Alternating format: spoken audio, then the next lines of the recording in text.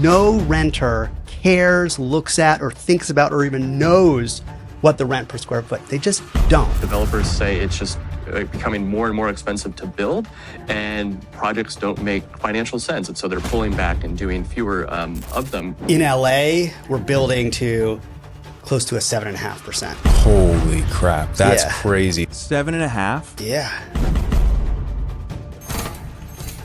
The future of Los Angeles, believe it or not, is not about cars and parking. So much of your time and risk in construction is going in the ground. And we're delivering a product that hopefully hits on hopes and dreams of people who would die to live on the west side of LA.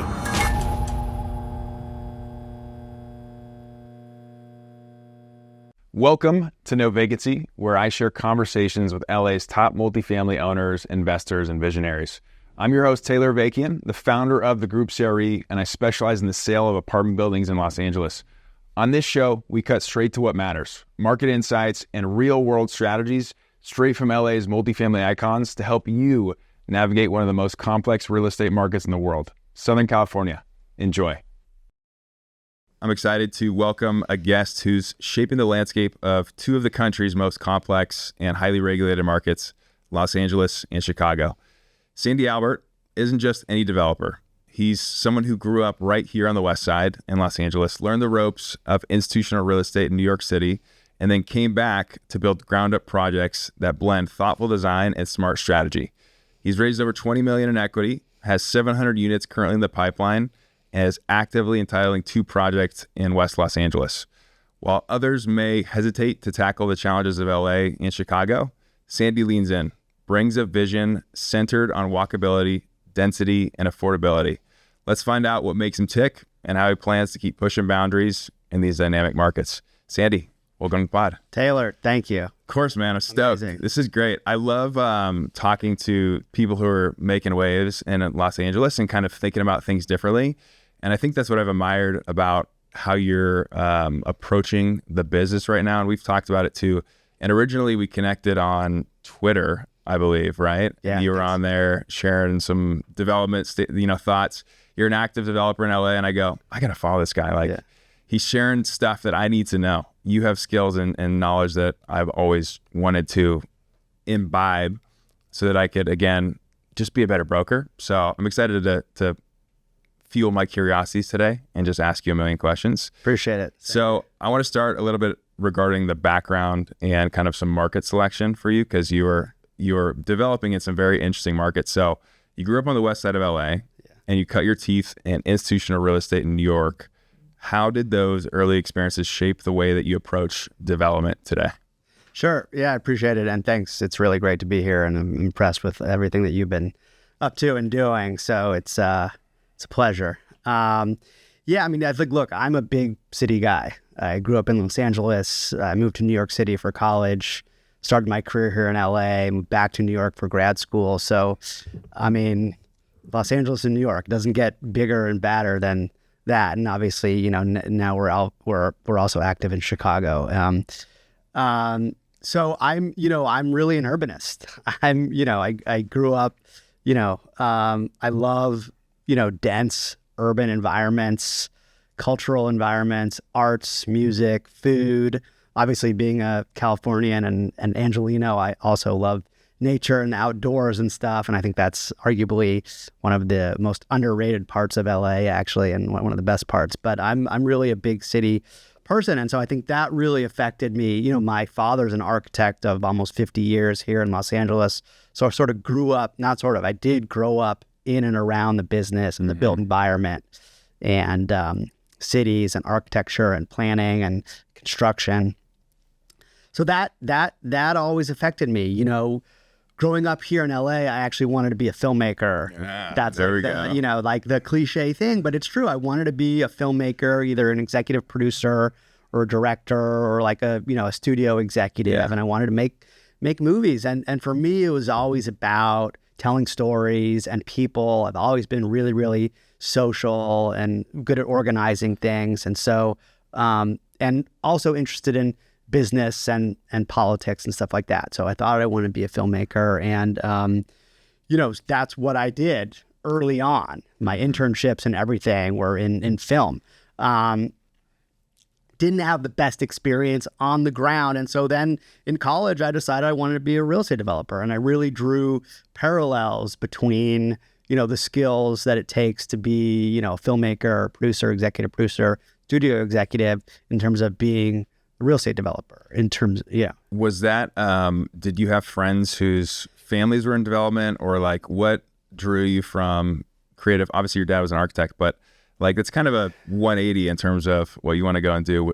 Was there an influence on you that made you choose that? Yeah, definitely. I think my father being an architect was a huge influence. Mm-hmm. And I think just drawing the parallels in terms of what skill sets are necessary to be successful in both fields. Yeah. Creativity, storytelling, communication, work ethic, financial acumen, political acumen. You're wearing so many hats, and both I think are really entrepreneurial. Totally. At any level. And so I think I drew a real parallel there. And then I've just always been passionate, to your original question, I've always been passionate about cities and the built environment and places. I love going to places. I love going to restaurants and museums and, walking the streets. And so, that kind of clicked in my mind very early on. And I was like, I want to be a real estate developer. Got it. And that was in college. And this is 20 years ago. Yeah. Geez, that's crazy. Do you remember an experience either in a big city or in a, some grand architecture, something where you were just fascinated, or that moment where you saw a piece of something that was built and you're like, I want to build that? Yeah. I think growing up in LA, actually, people don't give LA It doesn't credit. have its prowess for being known as a great architectural city. Yeah, well, right. I mean, it doesn't, not necessarily, not like places like, Chicago and New York with the history there and skyscrapers and all that. But, towards the end of high school, I really started exploring Los Angeles and going out and developing an appreciation for the built environment and the urban fabric of Los Angeles, which is really interesting. Obviously, historically, chronically low density, but there really is a unique urban fabric in LA. The difference between the West Side and West Hollywood and all the neighborhoods on the East Side, and the topography, and the buildings are obviously not as old as they are in other places. Our old buildings here are 100 years old, and the old stuff is going back to the 40s and the 50s and 60s. But still, there's really cool urban fabric and architecture. So I think that's what first sort of sparked my curiosity. And then why, I want to dive into the projects that you're working on right now. So can you tell us a little bit about the LA projects and then the Chicago real estate that you are working on and own as well? Definitely. I appreciate it. So we have CityPads, first of all, is myself and my business partner, Andy Ato, who's based in Chicago. I'm based here in LA. I'm biased, but I think Andy is one of the, if not the best apartment developers in Chicago. So I'm lucky. We're lucky. We've got a great team. And we have 700 units across LA and Chicago, across 5 projects and assets in various stages in operations, construction, development. We have investing out of our own GP fund right now that we've raised. So we delivered 125 units in Evanston, Illinois in March of this year, which is fully stabilized. Wow. Great project, fully stabilized, 96% occupied. Jeez. We're under construction on 132 units above 9,000 feet of retail in Lincoln Park, prime Lincoln Park, Chicago, half a block from Whole Foods and, a block and a half away from an Apple store. We broke ground on that this summer in August. So we're really excited there. That's 132 units above 9,000 feet of retail.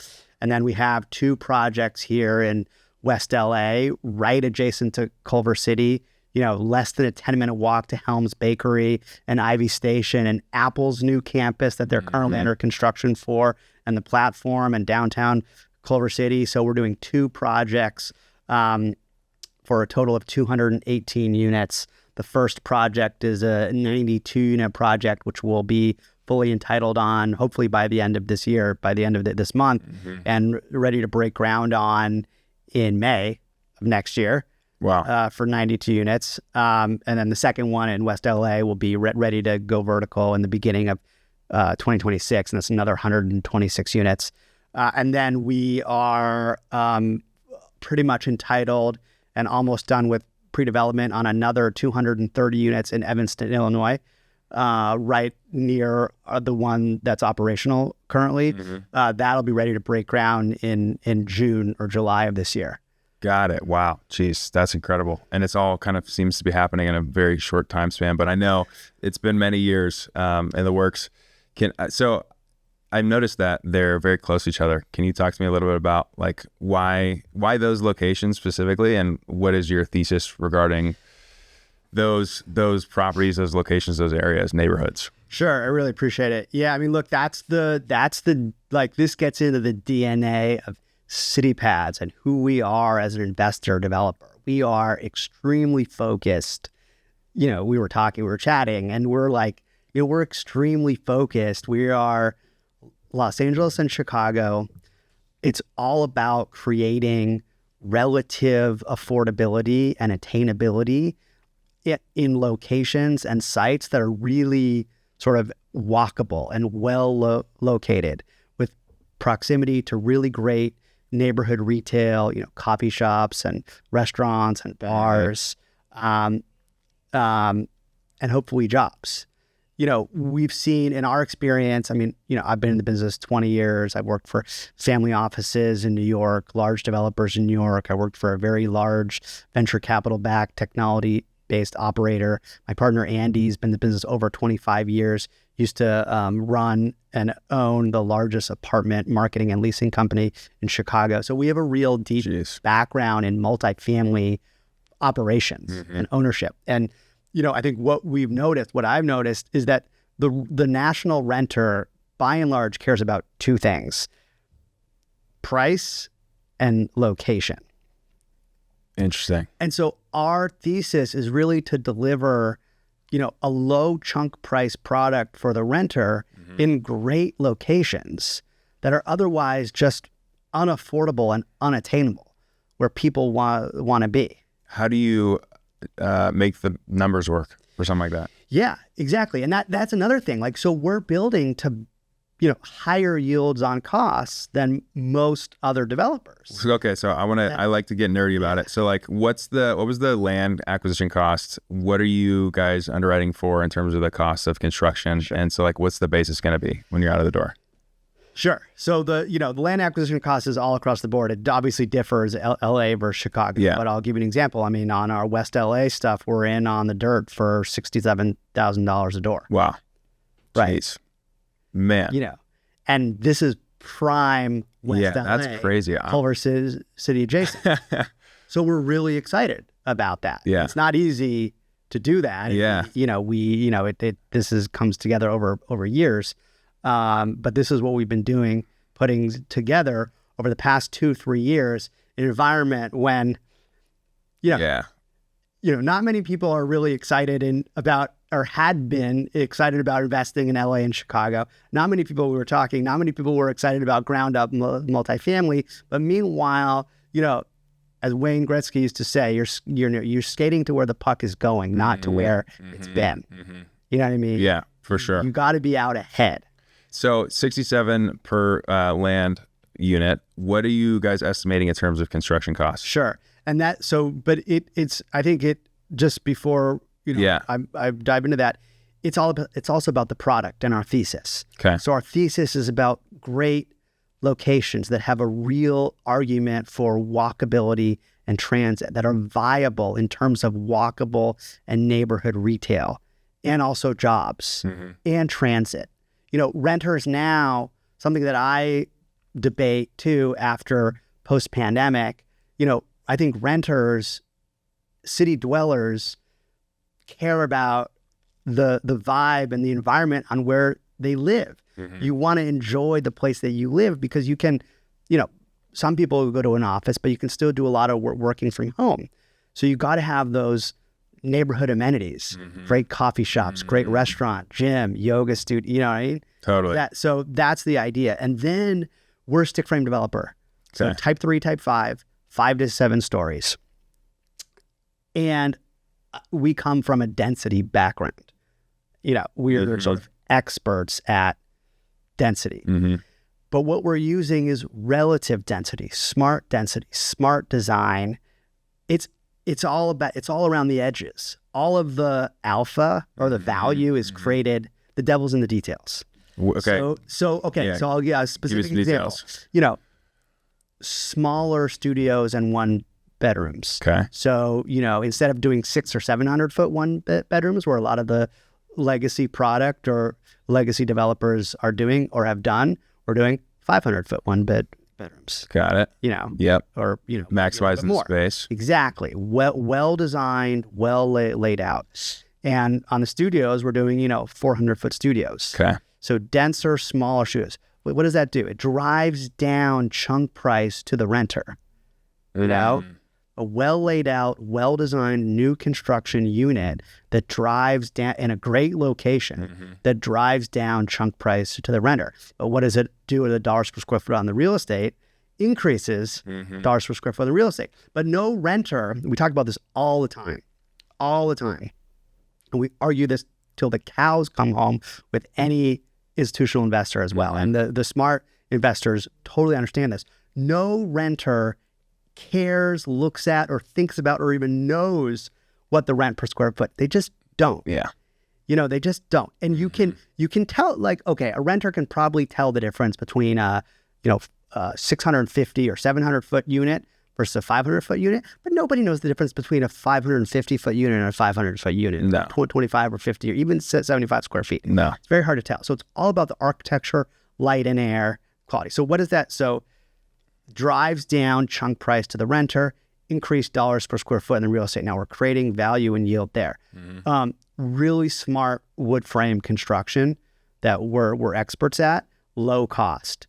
In LA, for example, we're even going type 5 as opposed to type 3. We get nerdy and detailed about it. Yeah, please. So we're staying we could go on our West LA stuff. We could go 6 or 7 stories, at least 6 stories. Okay. But we're staying at 5 stories. It's a 4/1 construction. So 4 stories of wood over 1 story of concrete. That allows us to stay type 5 as opposed to going type 3, which is an extra fire rating, increases cost a little bit.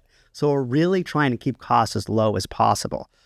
And then, we're talking a little bit, on our Los Angeles stuff and certainly in Chicago. So we're not building, we're an urban infill transit-oriented developer. So we're not building a ton of parking. We're not going subterranean. We're certainly not going subterranean in Chicago, obviously, as an urban, fully transit-oriented city. So we're staying on grade. Okay. That saves a tremendous amount of cost. And here in LA, the future of LA, and I'll let you, I'll stop in a second. No. The future of LA, in my opinion, I think this is if there's one thing that also maybe separates us is and I firmly believe the future of Los Angeles, believe it or not, is not about cars and parking. It's not. I love my car. I will always drive a car. Yeah. I love driving a car in California. But actually, the future of an equitable, attainable, exciting, vibrant, healthy, fun Los Angeles is about density, public transportation, walkability, biking, all that stuff. And so, by really focusing on locations and sites that are truly viable from a neighborhood retail and jobs and transit standpoint, where you can walk, we're not going subterranean. What does that do? It saves a tremendous amount of construction costs by not going subterranean, and time and risk and money. So much of your time and risk and construction is going in the ground and cost. We eliminate all of that.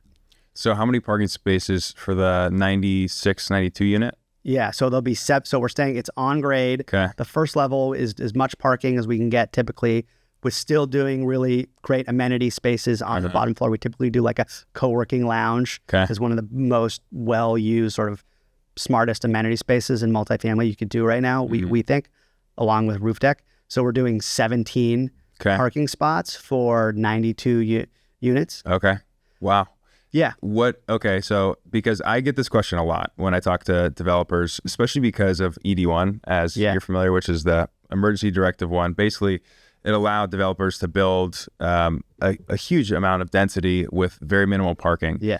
And so I always get the question, especially even on existing stuff, is like, I want buildings with parking. Like tenants want parking. Sure. Tenants, the rents that I'm going to get on a building with parking versus non-parking is significant, and or the lease up time is going to take a long time. Sure. How are you guys looking at the risk reward of, obviously in the future, right, with Waymo and public transit getting better and things like that? If you're looking 10, 15 years down the road, I think that makes a ton of sense. Sometimes though, the market timing can be tough because the tenant and the renters in the next immediate future, when you guys got to rent this up, maybe we're not there as a society yet, as a culture. Yeah. How are you guys underwriting the risk? And I'd be curious to know the rents comparative to the market. Sure. I would push back a little bit there. Yeah, please. Please do. I think the future is, in many cases, already here. I mean, we literally have Waymos on the streets of LA already. Yeah. We already have a new transit expo line that didn't exist 10, 15 years ago. If you look at what the transit map looks like, you know, for the Olympics here in LA in 2028, it's even more robust. If you look at the transit map, which is, by the way, all the funding is there, it's happening, it's being built. This is not like a, you know, this is for sure. Going out 5-10 years, it's a legit transit system. And Waymos and driverless cars, it's already, you know, the future is like basically here. Now, that being the case, to your question, also, we're using new state law, AB 2097, which allows developers to build as much or as little parking up down to zero parking as they want if you're within a half mile from a major transit stop. This is legislation that got passed last year. A lot of people think this is a great thing for housing production because more housing for people, less housing for cars. The truth of the matter is, I'm getting to your question. I'm going to answer your question saliently because I know, you know, the truth of the matter, there's tons of parking in LA. Yeah. Tons of parking, tons of lots, tons of garages, tons of street parking. Most people in LA don't want to they want to find like street parking right outside of where they're going. They don't want to go to like a lot or a garage even a block away. But so there's tons of parking. So to answer your question, not only is the locations that we're building on viable from a walkability standpoint, neighborhood retail, and transit, but there's actually tons of street parking. Tons of street parking. And there are ancillary lots like within, you know, a 5-minute walk of the site that if people have a car, they can park at. We anticipate a lot of our tenants will not have cars. But for the tenants that do have cars, we have at least 3 options. One option, so you pay for unbundled parking in the building, which is going to be expensive. You can do street parking, which tons of renters in Los Angeles I do street parking. Yeah. Or there are lots available that offer parking for a monthly rate very close to the site. And we're probably going to try and make deals with those lots too. Now, to answer your question on price, also, so our studios in West LA will hopefully go for around $2,600. Okay. Brand new. And one bedroom's at like $3,000, $3,100. In a West LA market where you have studios easily going for $3,000 and above, and one bedroom's, you know, $4,000, $4,500 is not uncommon. Yeah. Yeah. So we're a discount. We're a chunk price discount to a lot of the other new product in West LA, and that's what we're excited about. And so, given that you kind of have this very unique renter ICP, like this profile of the renter, what does that look like, and how does that shape the marketing around the asset itself? Because especially in today's world, and I'm seeing it, I just saw a video of Steven Schwartzman of Blackstone literally doing like They just bought Jersey Mike's, and he was eating the Jersey Mike's, and he was doing social media for Blackstone, Steven Schwartzman, which was just blowing my mind. I saw that. Right? It was crazy. And so clearly, like, marketing and the way that you're showing the asset and wanting to pitch and tell the story. So, like, give me the story specifically for this one that's going to be newer. Like, what is the vision for that building in particular, and how do you think about that, and how do you craft that, and does that go in from the beginning when you find the land to, like, okay, this is our story? I appreciate that. And that comes back to, like, storytelling. Yeah. I think that's the most fun thing about being as developers. You get to tell a story. I love that. I'm the director in you. Yeah, exactly. I'm obsessed with film and art and music and storytelling. And I think that's what people, it's a little bit cheesy in real estate, but that's what people care about and gravitate towards. These are people's homes. These are not cheap rents. Yeah. You know what I mean? So you gotta bring it. You gotta come with it. You gotta tell the story. You know, bring the design, make it fun. And so we think about that all the time. And that starts with the architecture, light and air, huge on branding. We work with some fantastic branding companies and interior designers, interior design companies. And really, I'll say this, LA is a cosmopolitan global city. New York and LA are the two cosmopolitan global cities in the United States. So we're thinking about a huge renter pool, an international renter pool, a domestic renter pool from all over the country, and surely local people from LA. And we're delivering a product that hopefully hits on hopes and dreams of people from all over the world who would die to live on the west side of LA, adjacent to Culver City, next to Apple and Amazon and Sony Studios and Father's Office, couple blocks away. And so we think about that. What's it going to look like? What's it going to feel like? And is it going to live up to the idea that people have when they think about being able to live on the west side of LA? It's sexy. It is sexy for sure, 100%. And that area is so nice. I mean, I've been over there a couple times, and it's very easily walkable, which is nice. And I think that's the way that LA was designed and has been designed. There's little neighborhoods and pockets that are very easily like neighborhood oriented, walkable, that kind of stuff, right? Which it seems like you guys have found a pocket. But I'd say the majority of LA is not that. It's this grid aligned, or these little, even not grid, where it's weirdly shaped streets, and there's no grocery store within a 5-mile drive, given a walk even too, right? And it's a very spread out city. So how is that in itself, the way that LA is like the different pockets of it, the way that they're shaped, right? How does that affect the way that you guys look for future growth as well? Because I assume after these projects, you're going to want to continue to grow. Yeah, look, I think there's only so many parts of LA that are truly, and where there's a true argument for walkability and transit. Silver Lake, maybe some parts of Echo Park, Santa Monica, West Side, Echo Park, Culver City, Beverly Hills, but we're not. Yeah, that's not really our MO.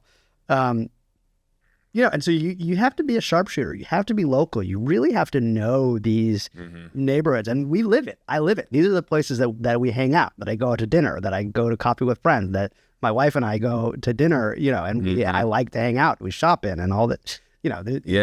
And you really have to understand the demand drivers of these specific neighborhoods and locations, because you're right. I mean, it's still LA. It's a big, sprawling city, but you do have exactly what you said, pockets of density and pockets of walkability. And those are the places that we like. I mean, I think on the west side, anything adjacent to Culver City, obviously the growth of West Adams, has been really CIM's exactly what CIM has been doing, and Fundraising and a few other groups. But that's interesting. Anything along the Expo line there. We stick with the city of LA. We actually like working in the city of LA. Why? Well, I'll tell you, it's very technical. Okay. It's technical, but we're using very, very powerful state laws along with the technical process with the city of LA. So if you know what you're doing, you can just get the entitlements. Whereas city of Santa Monica, West Hollywood, Beverly Hills, totally different political landscape and process. So that's why. We like Echo Park, Silver Lake. I think East Hollywood will continue to grow and expand, and a lot of cool and exciting things happening around, the Melrose Hill area and all that. Do regulations, I mean, you're in some of the most highly regulated cities in the country. So I'm curious to know why you want to subject yourself to the rigors and the brain damage of highly regulated cities and states. Yeah, it's, we're a hybrid entry developer. But I mean, that's, a lot of people aren't, I appreciate it. You said in the beginning, a lot of people just aren't willing to roll up their sleeves and do it or have the confidence. I mean, we've been here for a long time. I'm blessed. We're lucky. My father's an architect of 50 years here. We work with him. So I'm the luckiest person in the world, and we use the resources that we have, and we, really work with, the best consultants and everything. But, while it's highly regulated, there's also, the most acute supply and demand imbalance and affordability crisis here. So if you can get the housing built, I think we're going to do extremely well in these high barrier to entry markets. But it's not easy. It's not for. So it's like your competitive advantage is, the details. You're able to go around and move around some of these highly regulated markets because you know them so well, and you know how to get things through, the entitlement process and everything. Exactly. But it's still kind of crazy that, 12 months, 16 months, 18 months to get a property started off the ground. Like seems like it's crazy. Yeah. Yes. So our entitlement timelines are like 12 to 14 months. Yeah. They should be like 6 to 9 months. Yeah. In any other market, or I think we'll get there. But that going in, you're not surprised. We know how long it's going to be, and so you have the experience, you have the technical knowledge to underwrite that from the beginning. And so you're not. So us and our investors, there are no surprises there. Everybody knows what they're signing up for. Got it. I'm gonna nerd out and go really deep into, and if you don't know the answer, that's fine. I'm just curious. From an actual construction costs perspective of the building, right? So what is the yield on cost that you guys are underwriting towards once the project is complete? I'm curious to know. Definitely. So, it's been a really hard, as a lot of people know, even the best sponsors globally, really hard capital markets environment, especially from an equity standpoint, from an LP equity standpoint. Try raising LP equity for ground up development in Chicago and Los Angeles, where, a lot of equity investors are going towards the Sun Belt in Texas and Florida. Yeah. In LA, we're building to close to a 7.5%. What? Stabilized unit. No fucking way. Yeah. 7.5? Yeah. Trended.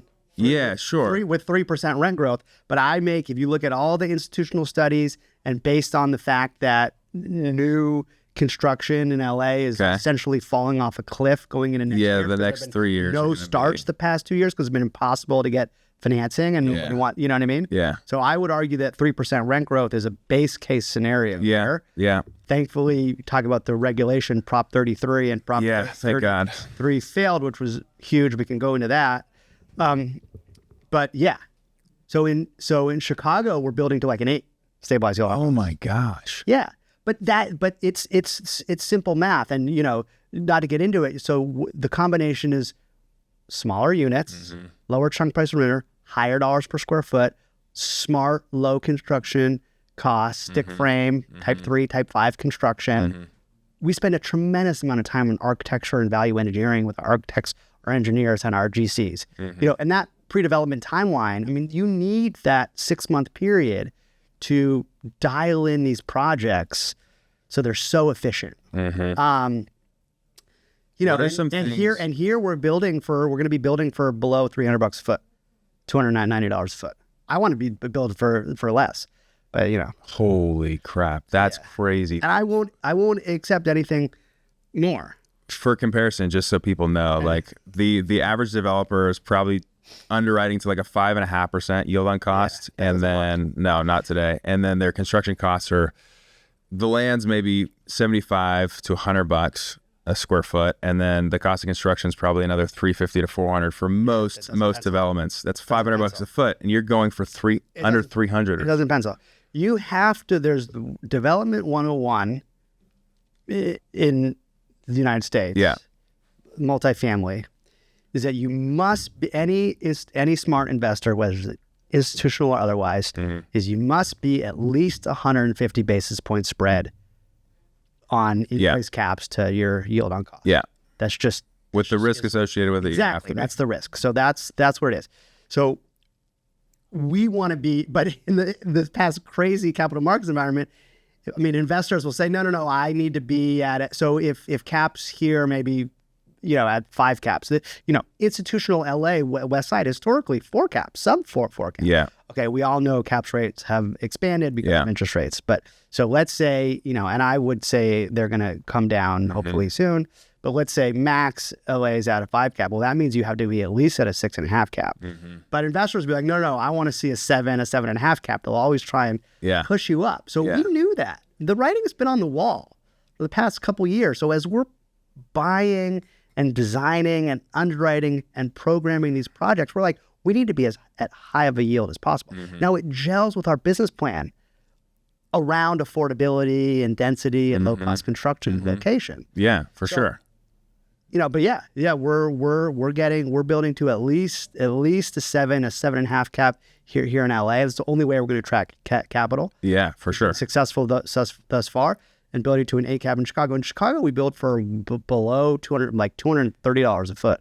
Wow, it's much cheaper than here. Really, LA makes labor is California makes it tough. What so then some of the efficiencies, like technology wise, and now it feels like everything with AI and it seems like everything's changing towards, and it's been, and it clearly is, a very technology focused society that we live in. Yeah. What are some of the technology tools or things that even you're implementing in the building or that you're using to make stuff like this feasible? Is there any technology that you guys have used or have thought about for future-proofing the business, the buildings, things like that? It's a great question. I mean, all the stuff on the operations, I'm so optimistic and bullish about just operating platforms and operating technology, building software and stuff. I think that's like the least of my concerns. There's so many great technologies and platforms, and we're going to implement all of that. Yeah. So that's kind of table stakes. Got it. You have to be doing all that stuff, whether it's your management software, your operating software, your electronic door latches, your on-demand maintenance requests, obviously automatic payments. There's great software, tenant insurance type stuff. Yeah. Taking advantage of. I mean, absolutely. Yeah. That's this table stakes. And we pay attention to that very closely, but that's why we work with the best third-party property management companies and marketing leasing. We're incredibly hands-on on the asset management side there, hand pick our staff and our staffing plan and make sure all of those things are implemented. There's a lot of cool technologies on the construction management and development cost management. We just instituted this. We just bought this software that allows us to do pre-development cost and construction cost tracking, budget to actual draw requests. It sounds nerdy and wonky, but when you're managing, 5 projects, 7 units, and there's basically, 2 or 3 or 4 of us, using these softwares and technologies. So you're not, in we also use spreadsheets, obviously, but that really is helpful. So there's cool software there, cost tracking software. And then this is going to sound dorky too, but because you asked, from an AI standpoint, development and construction, like making movie, is project-based. There's tons of meetings and conversations with consultants and engineers and architects and lawyers and contractors and, and weekly AOC meetings. And so many things get communicated and promised and agreed upon verbally over the phone, over Zoom, or, in meetings. And these are real important decisions that you need to be able to track. A friend of mine is the founder of an AI note-taking software company backed by Andreessen. Wow. for the construction industry. No way. Yes. And so you attach this AI software to your weekly AOC meetings on Zoom or Google Hangouts or whatever, and it gives you, it tracks everything, and it can be used in a positive way to hold everybody accountable, and so it can disseminate notes and everything. You go back and check it. It also is good. These projects, $20 million, $50 million, $100 million projects, major construction stuff comes up. And oftentimes, as we all know, you need to be able to hold contractors accountable. Yeah. So from a legal accountability standpoint, it's really cool. Have you, what's been the biggest challenge or risk, or do you have any stories on stuff that you guys had to overcome in this whole process that was memorable for you? Just trying to raise money for can you tell me about that over the past 3 years? What does that look like? What is going out and trying to raise money for projects like this look like? A friend of mine said it really well. A friend of mine runs a VC fund out of Venice. Actually, he's a venture capitalist, and he has his own fund. I met him in the real estate development program at Columbia, but now he's in VC. And he said, and he's raising money and fundraising, and we were in the middle of raising our fund, and I was like, it's so much work, and he's like, Sandy, he's like, think about it like this. You get to go and have lunch in Beverly Hills and try and convince somebody to invest in your fund or your business, and it could be worse. It's not that bad. It's a privilege to be able to do this, to be able to go out and talk to people. And I love that. And that's what it's about. But make no mistake, fundraising is a huge part of the business. Huge part of the business. And I think over the past, especially last year and the year before, from 2021 to 2023, almost all we were doing, aside from putting these deals and projects together, was fundraising, raising money. And it's and you really lean on a lot of people on social media and LinkedIn or Twitter talk about this. But you really lean on who you are as a person and the people that you know from various stages of your life. And you go out there and you tell your story and tell people what you're doing, and you got to make the ask and see if it resonates with people. So fundraising in and of itself is a skill and an art form. You get a ton of no's, and you gotta be determined and dogged every single day, and just keep going and keep iterating.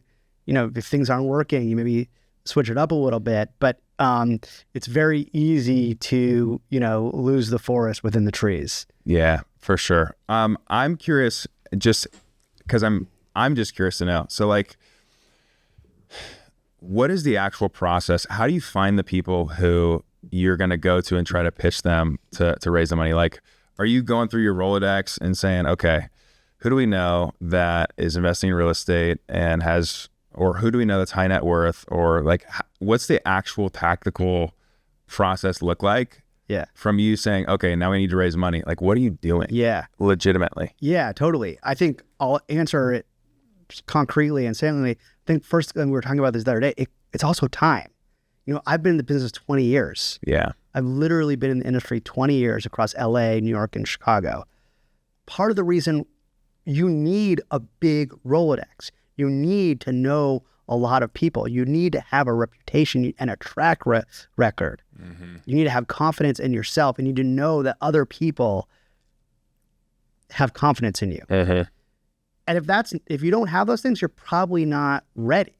Got it. So that I think that's the biggest thing. And then I think the strategy for us, this is my first fund that I've raised, that I've raised, is you start with the people that small, medium, large, who you think like you and believe in you. That's what it's all about. This is a people business. It's about people. It's about trust and relationships. Yeah, absolutely. And so start with the people that like you and believe in. I literally will start with my texts. Who are my friends? Who do I text on a regular basis? Start there. Then I keep lists. So then I'll go to my Rolodex, my address book, and I have classification too. Yeah, like Take notes on everybody. You're doing the CRM. You're a broker for equity. Oh my God. Basically, right? You're a doing the whole broker for your thing. life. It is more important as a developer. I can't tell you how many different categories of relationships I have. Yeah. Big time. Yeah. And I've been doing that for almost 20 years, keeping track of who I know and what they do and what they're interested in and how they could potentially help me or us. Mm-hmm. Yeah, and how you could help them, and like Exactly. So planting the seeds too. Okay, this guy, I'm gonna help him. You know, it's like you have to be organized. Yeah. Really organized. Yeah. And keep these records. And so then when you're going out and fundraising, you have the tools to create massive lists, go out, talk to a lot of people, send the right emails, make the right phone calls. Mm-hmm. Technology has made it a lot easier to do that. There's still no perfect one, silver bullet, but yeah, that's what we Has do. social media impacted at all? Have you done any social media stuff? Yeah, definitely. Has that helped with the process? I mean, you're the king at that. I don't know. Yeah, you're working really on it. getting into it, which I'm impressed by. And I that's why appreciate that. I'm excited, to be, I think it's awesome what you're doing. Thank you. And, I think that, it's a balance between, first of all, nothing replaces picking up the phone. Yeah. That is so powerful.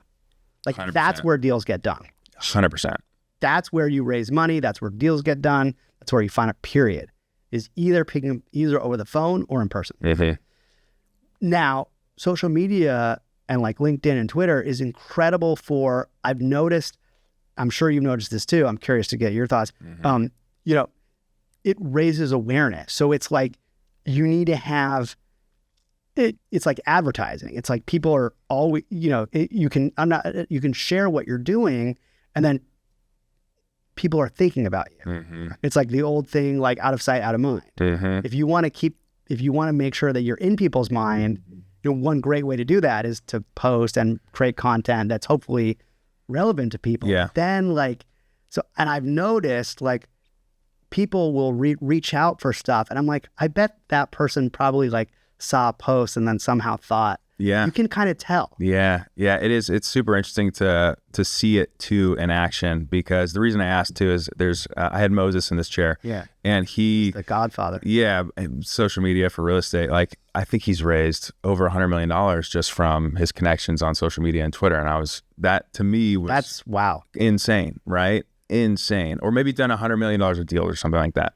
But it was just like, wow, that is a lot of money, and that's really powerful. And that trust that you build, what I've seen it do, because my whole job as a broker is really to create awareness for myself and stay top of mind to people, so that when they want to transact or they have questions about buildings, whatever it is about apartment buildings in Los Angeles, they feel confident and can trust that the conversations they have with me and the knowledge that I have is going to help them in whatever facet that they need it to be.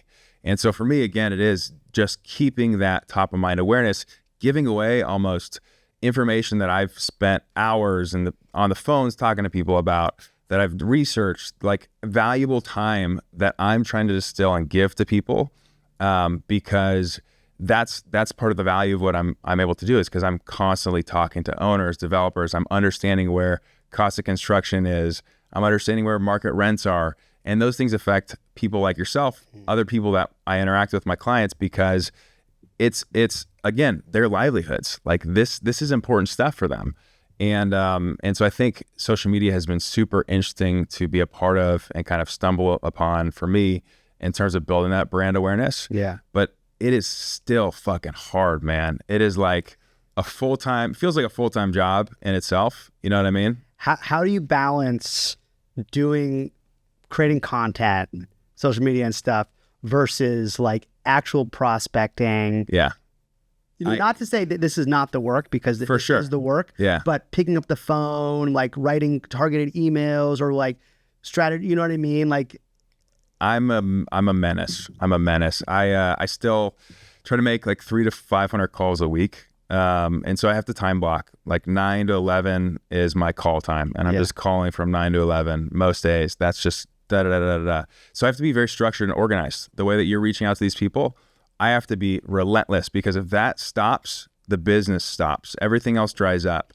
And so I'm really, and for 2025 too, I've been thinking about it of like, how do I optimize my time? Yeah. Optimize my time to make the most of it, and figure out how to be the best broker that I can be, just like you want to be the best developer that you can be, not only for your LPs, but for just creating something special, creating something magical that you've been able to mold and to shape and to build from nothing, and make that something very unique and special. I think that's it. It's passionate, right? It's passionate. I can tell you have the passion for the business. What do you think is the future of multifamily brokerage? Like, how are you, you know what I mean? Like, where do you think? Consolidated teams. Yeah. There'll be a very few set of very top brokers. Yeah. With support staff that are either W-2 or employees or people like that. I think it's going to weed out a lot of the bottom brokers because of where technology is going. And it's such a relationship-driven business that those who rise to the top are going to have 80% of the actual market share, in my opinion. Yeah. But it's a relationship fractured business. So I'm curious to know how AI is going to affect that. Really? Oh yeah, like tremendously, because AI is going to get to the point where it's going to be able to do 95% of what we do. Yeah. And the in-person meeting to meeting is the only thing that's going to affect that. So you think the more time that you have to be freed up, to be out there developing personal relationships with the right buyers, investors, sellers, that's where the magic is at? Exactly. Yeah. Yeah. It's the same stuff. We just get to offload the other stuff to technology and AI and all that stuff. So I know you got to get to a call. You got a big investor meeting. Sandy, I appreciate you very much for coming on here, man. This was awesome. I'm looking forward to seeing these sites. Thanks. I got to come check them out when they're finished, and continue success moving forward. Keep it up. This was a lot of fun. Thanks, Sandy. Appreciate it. Yeah, it's good. Thank you for listening to this episode. If you enjoyed the podcast, it would mean the world to me if you could rate us 5 stars on YouTube, Spotify, and Apple Podcasts. It really helps us get our name out there and helps us get fantastic people like our guests to share their insights and knowledge with you. Again, my name is Taylor Avakian. I specialize in the sale of apartment buildings in Los Angeles and Southern California, and I look forward to sharing more of these conversations with you. See you in the next one.